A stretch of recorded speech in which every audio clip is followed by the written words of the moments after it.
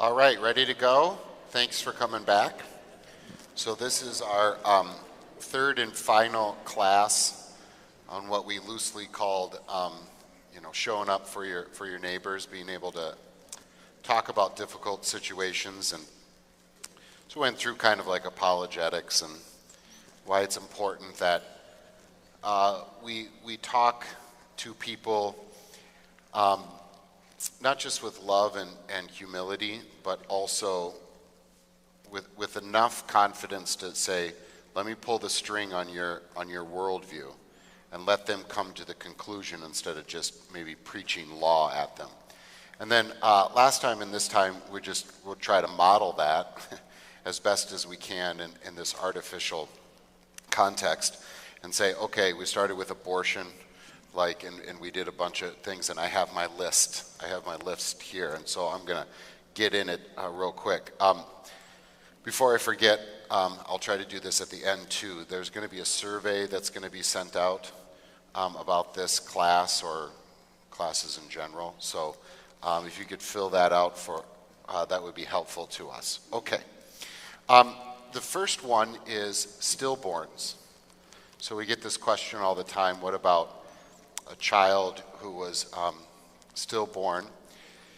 Go even further back than that, somebody who loses a pregnancy very early on, right? We don't always think about that as a stillborn, right? But it is true. We've already sort of talked about life has to begin somewhere, yeah? And all of the philosophy, and I believe all of the science, forget theology for a second, points to the moment of conception. I mean, what else would it be but alive, right? And if you don't pinpoint it there, then every other time you would say this is life deserving of respect, you have all sorts of problems, right? We don't want to rehash that. I just bring it up right now to say, now I have to deal with a stillborn child or something even, very early on in a pregnancy. If that's a soul, and souls are future eternal, and there's only two locations for future eternal souls and bodies, what then of a stillborn child? So this is where we try to be very pastoral. So I'll give you my spiel. And you men don't know how many times this happens in a year. You women know. When someone comes and says, this happened. Pastors know somewhere in the middle. I don't know that we're always told, but there are many times where we are told and nobody else knows but maybe the couple. It happens a lot. And there is often devastation, not just because of the loss of life, but also the loss of potential motherhood. Yeah? And it's a delicate situation. If a woman who was faithful in church came to me and said, I had a miscarriage, where's my baby? I would say, I remember you in church on Sunday. I remember absolving. I remember reading scripture. I remember preaching the gospel. Yeah? And I know that babies, like we talked about before, babies can recognize the voice, as we preached before, recognize the voice of the shepherd, right? And so I have no doubt that the Holy Spirit did his work on your unborn child. Do I know for sure? I don't know if I would say this, but do I know for sure? No, but you want to know what? I only know that I'm going to heaven for sure. Because I can't see into your heart. You may be faking it. Not sure why you would, but maybe you be faking it, right? So that's that. Now, it's a little bit more difficult when somebody who has not been in contact with the means of grace, right? And sometimes you have to say, that child is in the hands of God, and that's a pretty good place to be. That's a pretty good place to be. But I am not going to heap guilt upon somebody or leave them in unnecessary doubt. So that's that. I think we maybe did that already, but it's on my notes. So, okay. Another one was, how do you deal with people who don't quote unquote force their children to go to church. We want them to make their own decisions. Now, that's usually a cop-out, let's be honest, right? Now, I'm not going to say that. But I would say something like, okay, and here's how you pull the string. What other things in your child's life did you leave up to their decisions? Their food? I'm willing to bet not. I'm willing to bet you made them eat their broccoli even though they wanted ice cream. How many of your kids would go to school every day unless you made them, right? Like, so you pull the string and say, but you don't act that way. And here's a good tactic. You actually don't act that way in regular day life. So why is it different over here, right? Now, two questions that are underneath that are one of them cultural, and one of them, let's say, philosophical. Let's start with the philosophical one and say, your child is going to be formed by all the decisions that you make, what television shows you allow them to watch, what food you provide for them, what vacations you take. Everything forms them. So the idea that this is a clean slate, this child, and eventually this child will make decisions on their own is just flat out philosophically false, because they're always going to be formed by something.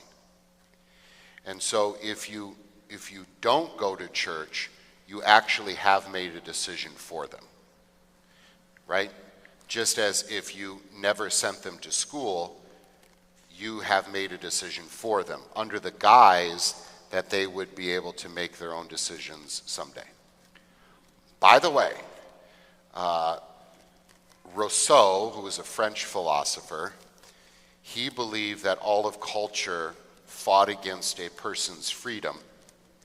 And the way he would raise a child would be that he would never tell the child what to do and just let the child go, because everything was anti-freedom, school, parents, all that kind of stuff. Now, he had many children out of wedlock and never provided for them at all. So he's not really a good, he didn't actually follow through except to say, I'm not going to even recognize them. But there were people who tried to follow this through, right? And just let your children wild and go. Well, they turned out to be idiots, right? So philosophically, this actually has been tried. But again, just pull the string. Like, you don't do that in every other day. The other thing is more of a cultural thing, and that is this idea that parents should be friends with their children. I think this was true for many baby boomers. And the idea there was the greatest generation. I'm being stereotypical, so this is not you or your experience. I'm not saying it was, but, And so the baby boomers were going to be like, I'm going to sort of swing the pendulum the other way, and I'm going to be like best friends with my daughter. Yeah. And that's why growing up, I had no rules. Like this little like Pastor Bordelin, like our age, like we could kind of do what we wanted, right? And by the way, I think for some people, when it was our turn to have children, we swing back the other way and put bubble wrap around our children and maybe over-parented. Maybe not. This goes to another question that was asked, what's the definition of love? How does this work out? So real quick, I know you've heard this before, but it's helpful to think about different kinds of love. C.S. Lewis in his 4 Loves is a tiny little book that would be a great graduation present for a thinking college student. Something you could read as well. I'll do my version. There's 4 loves that are prominent in the Greek mind. We, in English-speaking world, we only use one word, love. Sure, we have desire and charity and stuff like that, but let's be honest, I love cheesecake and I love my wife. I should have a different word for that, right? Because there's an order, right? It goes Cardinals, my wife, cheesecake, right? Okay. So we have the eros love. This is where we get the word erotic. We sexualize that. It is a love that pumps through your veins. It is very much not a decision. But in the Greek mind, it's not just a sexual sort of love. You can have an eros for war, for competition, something like that. This is the stuff that's hard to turn off. Pumps through your veins. And it's not necessarily bad, and it often means opposites attract, such as a man and a woman in marriage. When I teach this to the high schoolers, I put it in the context of marriage, right? Because they're starting to think about relationships that are going to be lasting. And I go, listen, you can't base your relationships, your boyfriend, girlfriend, eventually, marriage, on eros. And I say, because real quick, you're going to look a lot more like me than you, right? And you can't just go by desire, right? There needs to be something more. Then there's a philia kind of love, or philos, that's a little bit lighter. If eros is often the attraction of opposites, philos is the attraction of similars. It's a friendship love. Philadelphia is the city of brotherly love. It is a very strong love, but it's a little bit lighter. You can hear it in the word. It's a love that is getting lost in our world right now. Being in the context of high schoolers and college kids, I notice that they don't have the deep friendships that I had. And I don't think we can just blame iPhones and the internet on that. Something else kind of going on. I tell them this is maybe one of your last best chances to have friends that 30 years from now you can call up and say, I need to bury something. And they say, I'll bring the shovel.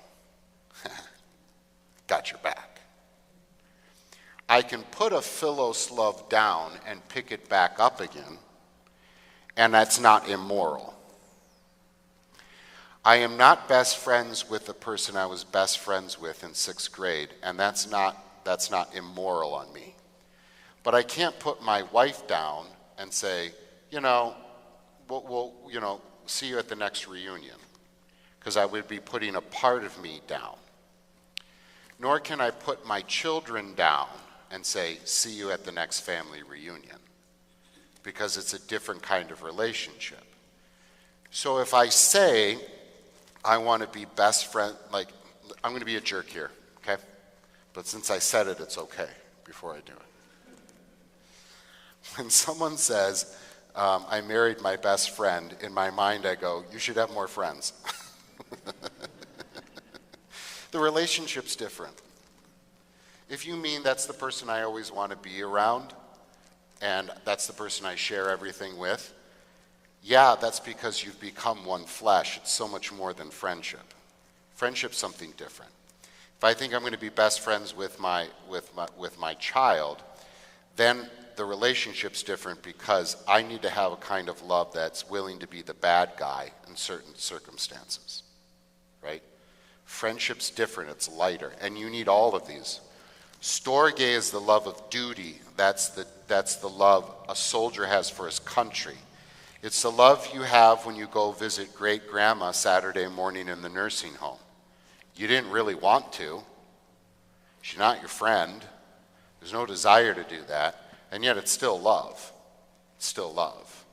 A lot of relationships can last a long time on storge, including marriages, but I hope more for you. Then there's, of course, the agape love, the self-sacrificing, always putting the object of love in the foreground and first, even if it's willing to be the bad guy. That's the love of Christ. That's the basis for all these loves. That's the love you don't have, but Christ gives to you and pours out to other people, right? So that idea of I'm going to let my children just kind of make their decisions, often that is because you've loved them in a friendship way, not in a self-sacrificing agape way, because a friendship love gets something in return. Yep. And so when people say that, what they really mean, if they're honest, is to say, I don't want to be the bad guy. I want to have this light, easy friendship relationship with my children. Well, that was more about you than it was about your children, wasn't it? Right? You just got to say that in a nice way. Yeah? Okay. All right. Interrupt me at any time with other questions. Otherwise, I'm going to keep going on the list. Yes, sir.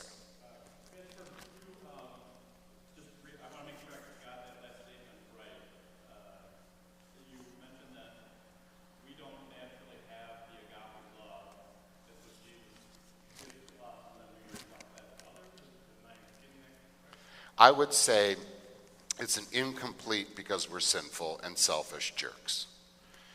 And in order to love somebody else, I need to be loved first. And we can see that in the world, but theologically, I need to be shown it at the cross. I would say reflecting is a good word.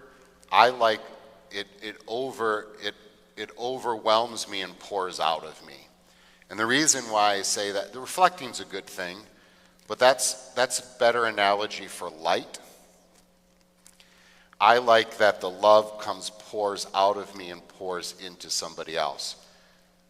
And the reason I say that is because the love that I have for the people in my life originated in Christ and came through me in my vocations, but it was Christ's love when it got there. It just came with all of the dirt and the sin and the selfishness that I bring to it, but it was still agape love. So I like the pouring out better. The light's an interesting thing, though. You're now reflecting more of this is what it means to be a Christian. This is what it means to be a Christian woman. This is what it means to be a Christian carpenter or whatever. You're reflecting that. The love's a little bit different. But yeah, the analogies are both equally good. Can we go down that road for a little bit? I maybe did this bit before, but I think it's if you haven't heard it, I think it's will be helpful for you. I'm the oldest of 6 children, and not particularly good children. I think I said before, like, I can remember rollerblading in my house. My mother had no control over us. She was a wonderful, wonderful mother and gave us all these experiences, but yeah, we overran her sometimes. So when it came time for me to be a father, I actually was, I was not the guy who didn't know how to hold a baby or change a diaper. In fact, I would argue that there is nothing in fatherhood that has surprised me. And the reason for that is because I was old enough to see the late nights and to see all the, to see the going to the hospital, that kind of stuff. But this didn't make me feel confident about being a father. It actually made me petrified because I knew what it would take. I was not naive like many young fathers are, Like they're like, whoa, that you really have to get up in the, yeah, you have to get up in the middle of the night. Like all of the time, right? But then I held that baby girl in my arms in Menominee Falls, and I just kind of instantly knew I had it. What I didn't think was I didn't have the love, and I equated the love to like time and energy and patience.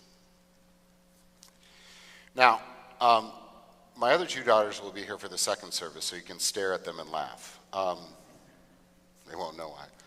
When my wife was pregnant with Noelle, I distinctly remember this, going, I'm not going to be able to love the second kid as much as I love the first kid. because I thought love was a pie, and there's only so many pieces. And I couldn't take any love from this 2-year-old blonde girl with pigtails running around. You know, I can't do that. And I remember thinking, I'm gonna have to try really hard to fake it, because otherwise I'm gonna ruin the second kid. I remember thinking this. Then I held that second baby girl in my arms. You see, what happened was two things. I had equated love with my actions, and I had equated love as something that I provide. So there's a ceiling, because I'm infinite, or I'm finite. But that second glass ceiling was shattered when I held that second baby girl in my arms, and then I got it, right? I got it. I'm not infinite, and my love is not infinite, and yet my love is, because it's an infinite God's love through me. Now, I won't have the time, the patience, or the money. That's a piece of pie. It's got to be divided up. But the love will be there. It's infinite. So by the time the third girl came, now I knew. I was wise enough to know. Now I just want them to leave me alone. But no, now I'm at the age where I'm like, come on over, hang out with your dad. He's lonely. So that's to that point, the love that's a profound thing. And we tend to equate money, time, patience with the love. The love will be there because it's Christ's love through you. All right. Okay.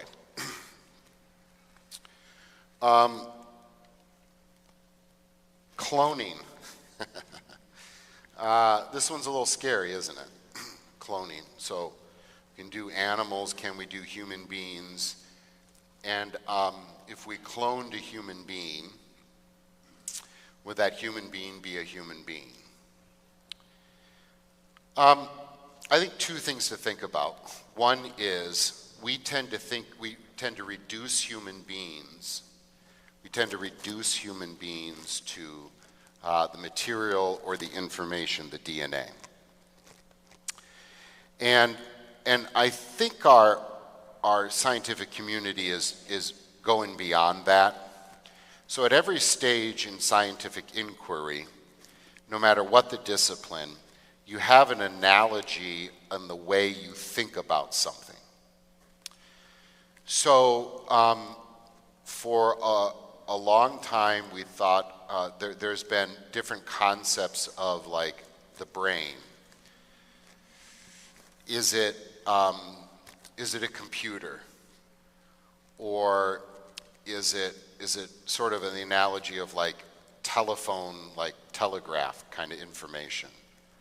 There have been times when the primary way to look at the body was through fluids. It was a hydro way of looking at, and all of those are helpful, but they tend to say something more about the time and the scientist. And sometimes you can get locked in this. So DNA, right? I'm old enough, you're old enough to remember, like, this comes on the scene, right? And so we start thinking about things through DNA, but it's also because we are in an information age. And sort of you're already seeing kind of a pullback and go, but there's more to things going on here. The reason I bring that up is simply because I can replicate something in an information way does not necessarily mean that person's complete. Now, with that said, if you actually could clone a human being, I would go, well, that's an artificial way to create life, and that's really scary, and I think we shouldn't do that. But if I look at, like, if we clone somebody, would I baptize that clone? I would. I would assume that there was still a soul, that if it's the thing's walking around, it's animated in some way, and this was a disaster that came from the arrogance of man to create life outside of the way that God wanted it to. But I wouldn't blame the person, right? Now, I'm hoping we have enough wisdom to go, stop sign, right? Stop sign. Just because we can do something doesn't mean we should do it, right? We'll see. And that's all I have to say on cloning because I don't know enough. I think we'll see. Similar, someone asked me about like artificial intelligence, right? Some things to think about artificial intelligence. One, it's not an intelligence by definition, right? It's more artificial than it is, right? Don't just go intelligence. The A matters, it's artificial. Artificial intelligence as we know it now, right, is just going to generate stuff from information that's already available. So humans still had the information. Artificial intelligence, part of it, is just going to predict, right? So that's when you're writing an email and it predicts the next word for you. So in a larger sense, it's predicting stuff. Now you can give it commands, right? But it's still just predicting stuff from information that came before. So artificial intelligence cannot, by definition, come up with new stuff. It can order stuff in a different way. It can maybe do something faster.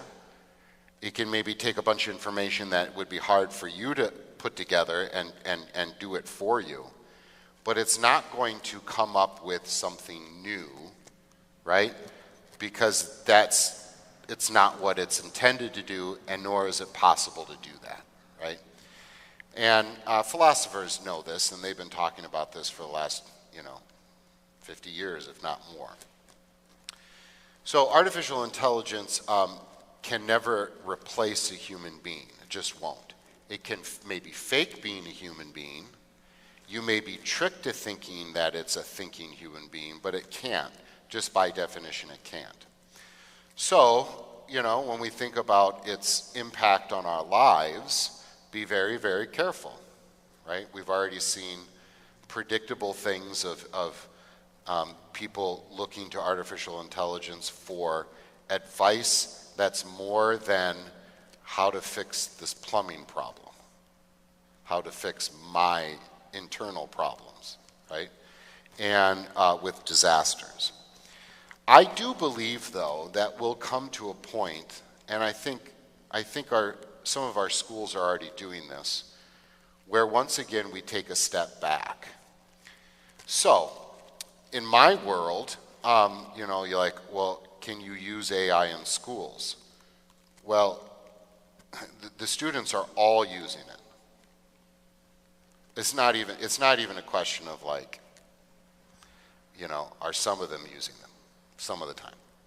All of them, all of the time. All of them, all of the time, pretty much. Very rare occasions when it's not.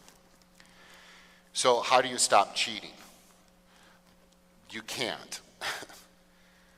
Unless you give them a piece of paper and a pencil and a question that they've never heard before. Right? So if I say, hey, we're not going to do AI, you're going to have these 4 essay questions for the test, and I'm going to make you write with your hand. Here are the essay questions. Well, then they just run it through and then try to memorize it before the test. By the way, this coming semester I have a new class that I'm picking up for a colleague, and I'm going to do that. I'm going to try it.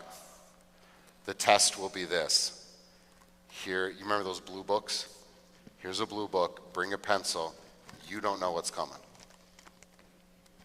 We'll see how you do, right? I believe that you will see computers taken out of the classrooms. I believe that there's going to be a step back where we realize we are not actually educating our children, and it wasn't just AI; it was all the other stuff. Right? And before I get on my soapbox about higher education and stuff, we're going to end it there, right? But I don't think you need to be freaked out about AI. It's all around you. You're already using it, whether you know it or not. Just be careful with that. Just be careful with that. And be countercultural. Go read a book. Go read a book, right? Go to an art museum, right? Do some of that stuff. And I believe that the generation that is now starting to have children we'll be better at that than my generation. That there's going to be a pushback on technology, right? And I think it'll be a good thing, right? Okay. So it will not take over the world unless we let it, and it cannot replace you, right?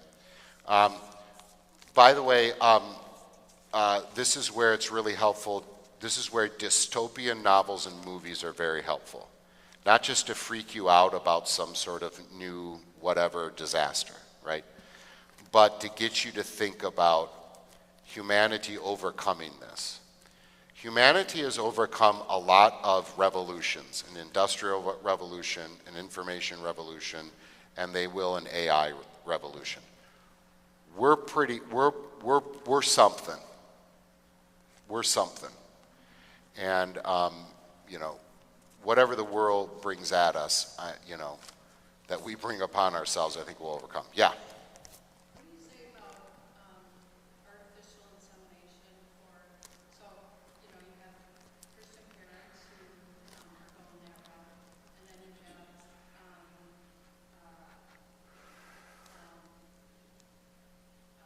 homosexual Yep. couples who are going to a Christian church that teaches them homosexuality is okay. Yep. And then, so they're going that route as well. Okay, we got two issues here. What about any kind of like artificial birthing, whatever? And then how do you, like, not just maybe a homosexual couple, but any couple that's like, I want to design. Designer babies are a problem too. I had this guy from, he was a PhD something in the military from like North Carolina or whatever. And he wanted to interview me for some reason. And he wanted to talk about like, not just like genetic engineering of children, but of adults and stuff, or engineering people for this, and I'm like, we're talking about soul, body, the stuff we were just talking about a little bit. And he just was like, China's already doing this. Like they're putting genes together to make super soldiers, And I couldn't tell if he was being a conspiracy theorist or real, but it's scary stuff, right? So big picture, like this sort of like just choosing a child rather than seeing it as a gift given you is a fundamental shift in our culture that, probably happened 100 years ago already.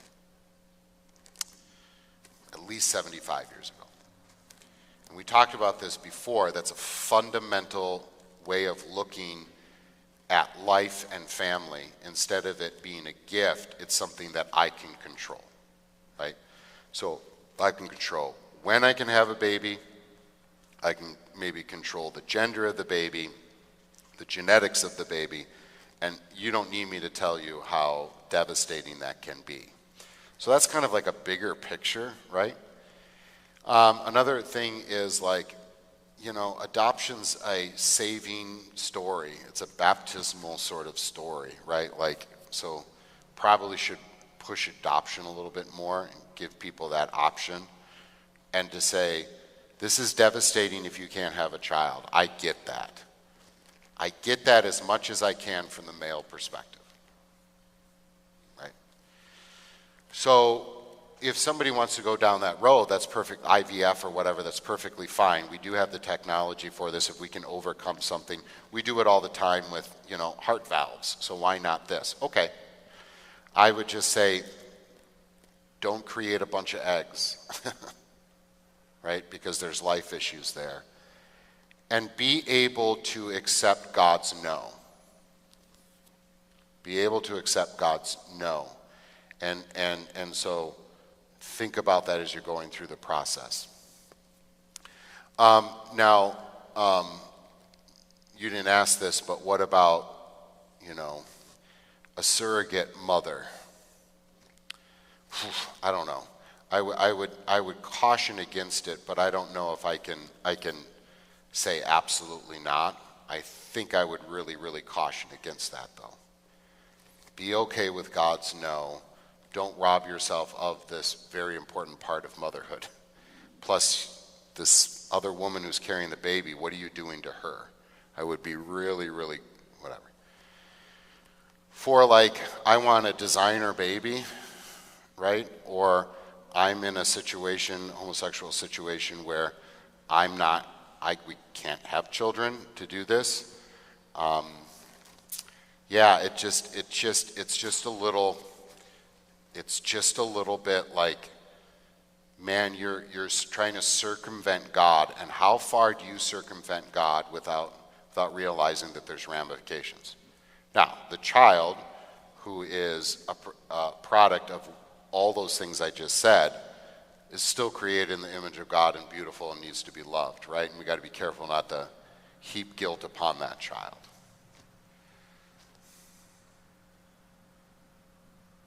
It's all a mess. It's all a mess. And so you can caution as much as you want, but there is such a thing as an accomplished action. Now I got to go forward and I got to love the people, and not, right? I can do my best to give people wisdom. Yeah, but just that idea of a child completing me and something that I design is a fundamental change, rather than a gift that sometimes God gives and sometimes he doesn't. And it does have ramifications. Yeah. Okay. All right. How do you tone down expectations in your own mind and heart with people who just want to shout you down, kind of thing, right? I think one of the tactics that I use is to say to myself, am I angry or am I sad? And I should be sad at somebody who has maybe gone sideways and taken up a cause that in my mind seems wrong, or maybe is just flat out wrong, and they're holding on to it, and their anger and their shouting down is a pretty good indication that they haven't thought this through and haven't been able to actually articulate an argument for their point, and there's nothing left to do but yell. Right? Yelling and shouting down people is the last resort for somebody who actually cannot make a case for their opinion. Does that make me angry? Yeah, but that's the wrong emotion. The emotion should be sadness for the person. Not pity, but sadness. You're stuck like I have been, right? Making ad hominem attacks, that's attacks on the person rather than articulating your point of view. Getting angry, shouting people down because you can't debate them. Yeah? And I should feel sad for them because they're being motivated not by truth and love, but by self-righteousness. By self-righteousness. So remember the first day in that class I said the first person who loses their cool loses the argument, even if they won the argument. Right? Describes every marriage. Right? Really every relationship. So you have to cool your temperature, right? And to say, I'm not going to win an argument with somebody who is coming from a place of anger. I'm not going to do it. And this is why God said, don't throw pearls before swine. This is why he said, knock the dirt off of your sandals when you leave that town. It's okay to walk away. It's okay to walk away. I think the best thing you can do is just say, what about this? What about this? knowing full well that you're not going to get a positive answer in the moment, but perhaps you have planted a seed, or the analogy that Gregory Kukul used that we used in our first lesson was put a rock in their shoe. Put a rock in their shoe. Right? I'm convinced that we're not very rational creatures. Jonathan Haidt says this: your emotions are an elephant and your reason is a monkey, and the monkey is trying to make the elephant go left or right. Good luck with that. Good luck with that, right? And here's the truth of the matter. Here's the truth of the matter, since we are self-justifying human beings, that you need to lead people so that they think it is, or it actually is, their own decision, right? You have to sort of lead them. You can't just tell them, right? And some people you can, and you still need to proclaim. But the idea that you can convince somebody in the moment and that they would just be able to turn their emotions on or off is sort of ridiculous. Sometimes you get people to agree with you right away. Well, that's the opposite side. They want to believe that. They want to believe it, right? They want to hear that. Yeah. So I think it's okay to walk away, and it's okay to say, here's my point, knowing full well that at the moment they're probably not going to, say yes. Just let it hang there. And don't ruin the relationship, because if you come down with anger, that actually fights against your idea. I had a rule in my council meetings when I was in the parish. I said, you can't say no to an idea right away. You're not allowed to say no the first time an idea comes up, and here's why. Number one, bad ideas usually die of their own accord. B, you're coming from a place of emotion, and the emotion is this: that wasn't my idea. You may go home tonight and go, actually, that was a really good idea. And here's the main reason why you're not allowed to say no right away, is because if you say no, your human nature will hold on to that no for a very long time for the same self-justifying reason. And it just creates a place of resentment and anger, right? So if I come down hard on somebody, I may then push them away from my idea because they just don't want to agree. So be cool, let the idea do the work. Ideas do have power still. Words still have power. Okay. Yeah? All right. I got a question that we know we can't do in this context, but maybe would spur on future classes. One would be like talking about different denominations, and the other one would be talking about different religions. And the idea here is, can we have, can I just have like a spreadsheet of here's what a Hindu believes, here's what so let me do the denominations one first. I'm just gonna put something in the back of your mind to rethink things, and then I'm gonna do something similar with world religions. All right. So all of us have grown up in a time where there were different church bodies that were available to us. And it's a very American thing to be, it's a free marketplace, it's consumerism. You pick what you want, right? By the way, this is not the case for the vast majority of the history of the world, even in the Christian church. You were what the king was. You were what the prince was.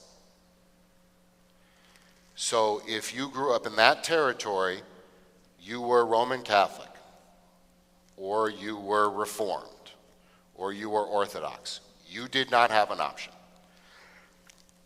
Even after the Reformation, it wasn't like, okay, here's a Catholic church, and then we're going to put a Lutheran church next to it, and you just get to choose. No.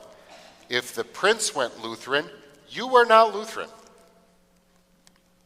To the point where there's still state churches in Europe.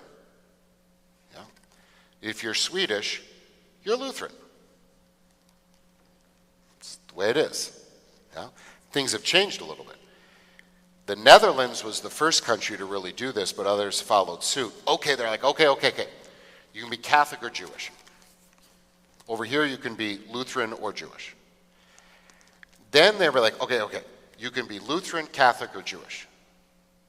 You can be Reformed, Catholic, or Jewish.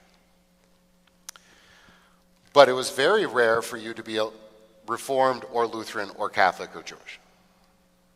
Jews, of course, were always marginalized minority, of course. To the point where there were some Lutherans who said, you can't force us into this Protestant idea. So basically, you're Protestant or you're Catholic. But Lutherans are in the middle between the Roman Catholics and the Protestants, what we know today as Protestants. And a lot of them came over to places like Wisconsin and started churches. Yeah. I mean, this is a part of your history, whether you know it or not. Now, the reason I bring this up is because we just think it's a buffet. And not that there's actually, in Western Christianity, two poles, a Roman Catholic pole and an evangelical pole. And Lutherans are actually in the middle. How many of you just considered yourself Protestant? Right? Well, there was wars fought over this. People came over to America for this, right? You're not just generic Protestant. And I would suggest that Lutherans are a little bit unique because we did not start our own churches. We did not leave. They kicked us out. And Lutherans went way out of their way to say, we are not starting anything new. We're going with what? The apostolic testimony was that has maintained itself through all the ugliness of the church till here. We would like to get out of the corruption, and the medieval church was corrupt, everybody agrees upon that. And we want the focus to be on Christ and his means of grace. We are the true Catholics, which means universal. We are the ones who are maintaining this. So if you read our confessions, they go way out of their way to say, Augustine, Ambrose, Cyprian, all these people are saying what we're saying. Many radical Protestants said, start over. Kill the whole thing. No, you'll even hear Protestants say Catholics aren't even Christian. Or they'll say it was Jesus and then Peter and Paul, and then it was just dark until the Reformation. No, we don't believe that. And so I like to do this at Wisconsin Lutheran College. I'll say to the kids, some of you came for the W or the C and not the L. And you're like, what is this Lutheran thing? And I say, listen, I don't care if you're Catholic, Methodist, Presbyterian, or whatever you believe, you're a Christian, in heaven we'll all be the same. I say, don't worry, we'll all be Lutheran in heaven. A joke. But I say, listen, I want you to know that we're not trying to win you over. We're not trying to say, here's Lutheran of all of these options. We're trying to say, this is the classic Christianity that was always there and will always be there. That's what we're trying to do. That's what we're trying to do.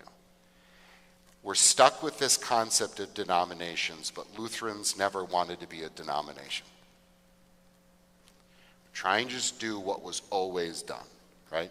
And that often puts us in the middle between these two poles.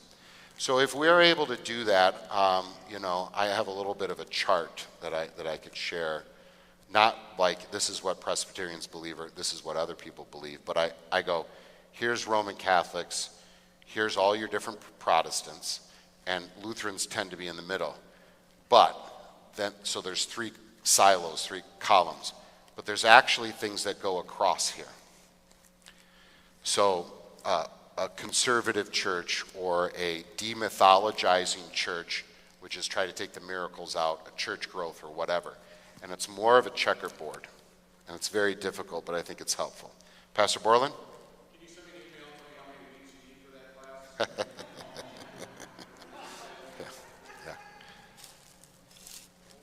Yeah. All right. Let's do world religions now. All right. In a similar way, here's my point. I want you to think differently about denominations. Instead of like, here's just, this is what they do, this is what they do, and I choose this one. It's not reality because it's more complicated. Maybe it used to be. Maybe 50 years ago, you could go to a mid-sized town in America and go Main Street that intersected with Church Street, and there was a Methodist, Catholic, Lutheran, and Baptist church, and you just looked at the sign and you knew what you were getting on the inside of the building. Those days are gone. Right? Those days are gone. You don't know, the sign up front does not necessarily tell you what you're going to get there, right? I can go to a Lutheran church and I can get all sorts of crazy stuff, right? Just because it says Lutheran.